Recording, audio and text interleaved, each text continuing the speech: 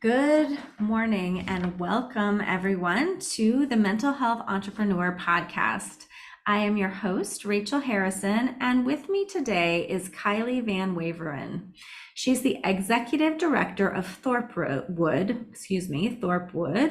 which is a property and farm that nurtures therapeutic relationships with our natural world to promote empathy, wonder, and restoration. Kaili, welcome. Thank you so much for having me, Rachel. So let's dig in a little bit to ThorpeWood.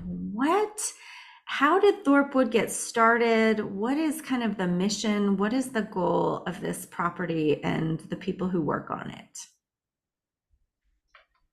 ThorpeWood got started back in 2001, and it's sort of undergone multiple evolutions since then. But ThorpeWood initially was set up through a charitable trust, and the goal was to really serve the community at no cost through the natural resources we have available to us here. And for the first decade or so that ThorpeWood was operating, the focus was really on working with youth who had been involved in the juvenile justice system and providing mental health and social emotional learning opportunities for them that were nature based.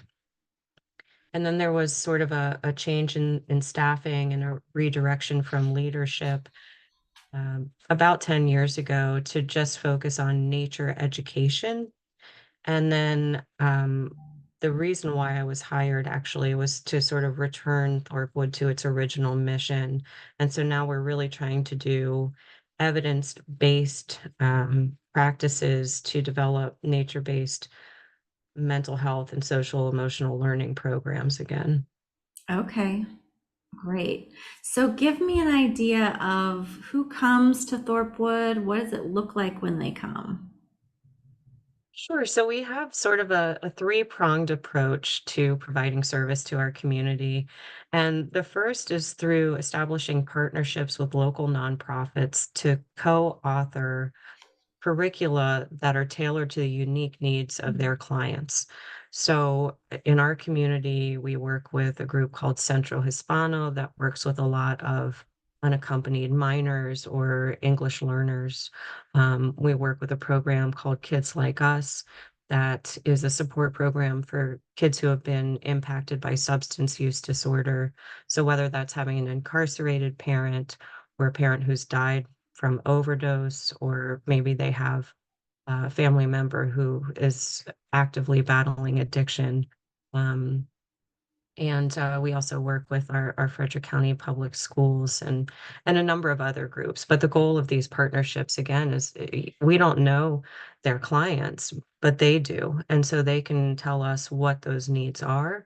And then with our expertise, we can craft something that addresses those needs.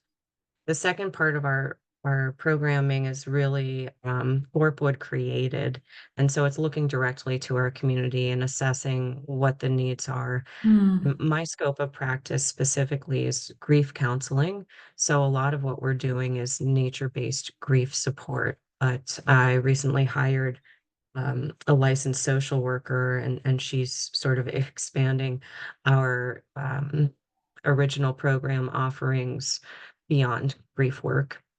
And then the last sort of prong of our program is our climate grief support program.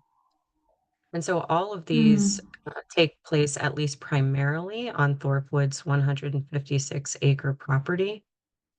Groups come up here, or we put an invitation out to the community, say if we're doing a grief hike or something like that. And a lot of what we do also is sort of nature education, believing that there's a symbiotic relationship between the mental health crisis um, and and our neglect of our planet. Sort of that this Hmm. connection between humans and nature has been severed, and it's resulting in both the mental health crisis and the climate and biodiversity crisis. Okay, so kind of tackling two pretty major issues with the same treatment, if you will. Yeah, that's the goal, and I think that's really reflected in our climate grief program. That's sort of a combination of a traditional grief theory lens and grief support group curriculum with opportunities for sustained activism. And so, sort of doing that internal work that's required to engage in sustained external activism of some kind.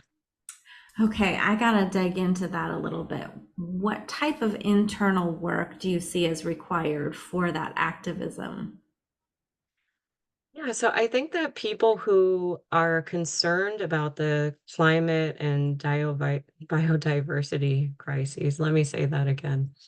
I think that for people who are concerned with the climate and biodiversity crises, there are a lot of intense emotions that come up, whether that's anger or despair, hopelessness, anxiety. These Mm, emotions can be really overwhelming. And I think that they can be paralyzing. People can feel mm, so overwhelmed by them that they feel any action they could take is insignificant because the problem is so huge. yeah. Or they can get sort of mired in those negative emotions in a way that is damaging to their well-being. And ultimately, to make any impact within these crises, we need people who can stay in the game, so to speak. And I Mm, think that part of that is helping people to develop distress tolerance skills and emotion regulation techniques that work for them. Because the more we engage in this work and the further we get into the crisis, the harder it's going to be, I think, to stay in the game because there are going to be setbacks. If you look at the news on any given day, there's something disheartening around what's happening to our planet. And so we need to find ways to weather that, to feel the emotions that come up around what's happening, and then to channel these emotions in a healthy way into action. So that's mm, what's at the core of the group is, how do we acknowledge, first of all, the emotions that come up and put a name to them. I've discovered that that's been really powerful, just mm, using the phrase climate grief and people sort of having an aha moment of, yeah, that's what this is. And I'm not the only one experiencing this. And there's an opportunity for peer support within this mm, experience. And so just validating that for people has been powerful and then helping people to learn how to sit with those emotions. So a lot of what we do is mindfulness based. It's, where is this emotion showing up in your body? Can we be with it for a moment? Um, Sirens. and then, okay, so now what, right? And how do we continue to be checking in with ourselves as we're engaging in activism and honoring the emotional experience of that? Wow. That sounds really powerful. And I wonder too if sometimes there's resistance for people to dig into those emotions, they can be heavy to carry or feel. I think there is resistance, and I'll say that, broadly speaking, so far my experience has been that the people who sign up to, participate in our group, it's healing ourselves and our planet. So people who sign up for Hoop are kind of already in a place where they're willing to engage and Mm, willing to experience these feelings. But I think inevitably, all of us are more comfortable with some emotions than others. mhm, Um, I find that a lot of folks are much more comfortable feeling angry than feeling sad. And so that's sort of they'll more easily shift into experiencing that righteous anger around what's happening. So sometimes there is a bit of encouragement needed to say, well, okay, maybe what's underneath this anger actually is grief and is mhm, sadness. This mhm. is really hard to bear witness to. So when people are able to connect with nature on your property, I'm wondering what kind of things you notice. Yeah, I think it's pretty profound in many cases, and I'll use an example of a program we just concluded. It was ThorpeWood Ecotherapy Adventures. This was a pilot program with Frederick County Public Schools, Mm, and we had four schools participate, four middle schools. And the school counselors and school social workers were tasked with identifying 10 students from each school that had had chronic absenteeism because of anxiety, mm, or in some cases, there was also significant life change or death in the family. But anxiety was really the presenting issue. And so we had these four cohorts come up to engage in programming. And it really was, in most ways, sort of light touch, nature based social emotional learning, mhm, but with the goal of addressing anxiety and building strong coping and emotion regulation skills to build self confidence and anxiety management. And so through the program, we did a series of visits. And initially, it just looked like establishing a sense of safety and comfort in a green space. We had a number of students come who maybe their frame of reference for nature was Baker Park or another park in the city. And so just being in a space like ThorpeWood was already huge. And being able to, over the course of our visits, not only build that sense of safety, but to help to develop a relationship with nature, broadly speaking, and with ThorpeWood in particular. And so with each visit, getting to know the trails better and having favorite spots on the property where they might go sit, um, and encouraging them to create different art things that sort of had psychoeducation built into them that could be left here. For example, the paving stones mm, we have in our garden to really, again, instill that sense of connectedness with nature. And then doing a lot of age appropriate mindfulness things, right? So, how can we be in this natural space and just sort of tune out of our thoughts for a little bit to focus on what we're seeing, or hearing, or feeling on our skin? Right? And can we take a break from our anxious thoughts or some of the emotions coming up and then maybe ease back into them? What does that look like for you? Um, and so collecting some preliminary data and mm, getting the feedback forms from those students at the end of the program was, I mean, truly brought tears to all of our eyes on the ThorpeWood staff to read statements like, "Thank you for accepting me. Thank you mm, for letting me be myself." Or I've learned that even when things are hard, there are solutions. I've mm, realized that I'm able to connect with other people when I'm feeling upset. These kinds of statements. And the feedback we received was so powerful that Frederick County Schools actually is encouraging every middle school in the county to participate in our program next year. So, did that answer your question? yeah, that's phenomenal. Yeah. And I love that frame of a relationship so it looks different for every individual as they engage with the natural world around them at Thorpewood specifically. Hmm. That's right. And I think it has to look different. We're all different people. And so for some people, and I'll say for myself, one of the ways that I've always processed difficult emotions is by just walking in the woods. I've done that since I was a child.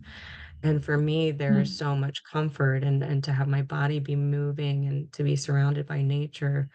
I'm able to work through emotions in a totally different way than if I'm seated somewhere inside. And so I think we have a number of people who um, sort of process in the same way. It's one of the reasons why when we do our grief support groups here, we have 90 minutes of sort of traditional talk-based grief support followed by an hour of hiking to Ah, sort of be able to bring people back into sort of emotional stasis of some kind, and then to offer that opportunity for processing. But for other people, that doesn't feel as helpful as finding a quiet, peaceful place to sit. Hmm. For other people, even doing something active like fishing feels more meaningful. So it's really a privilege to be able to offer people so many options to connect with the natural world through the bounty of our property. Mm-hmm. Mm-hmm. So, what kind of excites you about the future, about going forward, and some of maybe even some creative or innovative ideas that you have for the property or your programs? So I think for me personally, as I mentioned, my scope of practice really is grief counseling, and it's something that I sort of stumbled into, but has been one of the great blessings of my life. I just really, as strange as it sounds, I love working with grieving people. I, of course, am so sorry that any of us have to go through losing someone we love, but the honor of being allowed to come alongside someone as they're going through the most painful thing they've ever experienced is something that's never lost on me. And so being able to sort of take my years of experience working in bereavement and now shift that into a natural setting is really exciting for me. Um, I spent years working for a large healthcare system and being in a super clinical sort of sterile space. And so this is just radically different in every possible way. And I mentioned the grief hikes, and we've had so much demand for these. I mean, we opened the registration, and because we have two of us who are able to run these grief support groups, our registration cap is 20 people, and the registration fills up in 1 to 2 hours. And we have a waiting list every month. So recognizing that Wow. demand, that need, and that desire for nature-based grief support has really encouraged us to think about what else this could look like. So we're planning some different nature-based grief retreats here. We actually have had a lot of requests to do something around pet loss. So I think we'll try doing a pet loss grief Hmm. retreat in August. So that'll be interesting to see, and sort of identifying different groups that we could offer grief retreats to, just because of the shared experience and the value of peer support. I think specifically around stigmatized losses like uh, suicide grief or overdose grief. So I feel really excited about that personally. Um, but I also feel excited about the numerous opportunities that seem to be organically coming to us to be able to work with children and adolescents. Hmm. And I really struggled with some mental health challenges throughout my youth and into my 20s, even. And I wish that I had received this sort of education around mindfulness and nature-based mental health practices when I was young, because they would have been life-changing for me. I think I just sort of naturally gravitated towards spending time outdoors, but I believe that that's not enough, right? And we can even look at a map of the United States for suicide rates, and you'll see that we have many more suicides in rural areas than urban ones. So Hmm. just being in sort of natural settings on its own isn't enough. There should be some intention behind it, and I think that intention is really about mindful presence and engagement with nature, not just being in it. Hmm. That's a really interesting concept. I had not heard that before. Mhm. You said you kind of stumbled into grief work. Can you say a little bit about that process? Sure, it's a kind of a fun story to tell. I actually used to own a business in the fashion industry, Mm, and I did wardrobe curation and personal styling, with a niche in vintage couture. So, vintage Chanel and Gucci and all that stuff. And it was extremely lucrative. And for a long time, it was very fun. And then it started to feel really unfulfilling mm, and even sort of morally ambiguous. And so I started to think, well, what's the opposite of this? mm, And and that's really how I became a grief counselor. I initially was interested in gerontology, and I worked with an organization called Compassion and Choices for years. And then I just was really encouraged to move into grief counseling and resisted initially, but it just kept having these sort of serendipitous opportunities to continue on that path. And again, I'm so grateful because it's not what I would have chosen for myself specifically, but it's been so rewarding, and I think it's been a good fit that I just wouldn't have anticipated. mm. Life sort of leads us sometimes in a direction. I like that. So we are about out of time, but I'm wondering if you have kind of a last thought or inspiration to leave with people that are maybe thinking about starting something, maybe investing in something new, um, exploring creatively where their passion might intersect with the needs of the community. What would be your words of encouragement there? Let me have a moment just to Sure. think about that.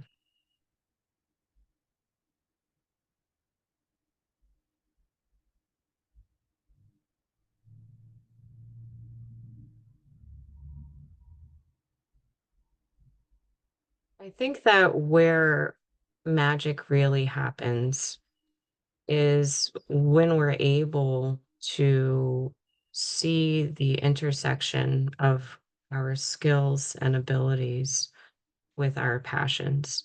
And Mm, that can be really difficult to find. I think that many of us wind up in careers out of necessity and not necessarily out of passion, or we become involved in something and think it's going to be one thing and it turns out to be something mm, very different. And so I think if we can take the opportunity to sort of step back and say, what things am I really skilled at or really experienced in? And how can I redirect those things to intersect with the things that I feel passionately about? And so I say that, of course, based on my own experience of loving grief counseling, but really, really not liking working in a clinical setting where I felt that patient care was undermined by policies and bureaucracy, mm, and having to work in a space that didn't feel warm and welcoming. Um, and so then, being able to say, but I love nature and I've experienced the transformative power of being in nature on my holistic wellness, and for me, as I've navigated significant losses.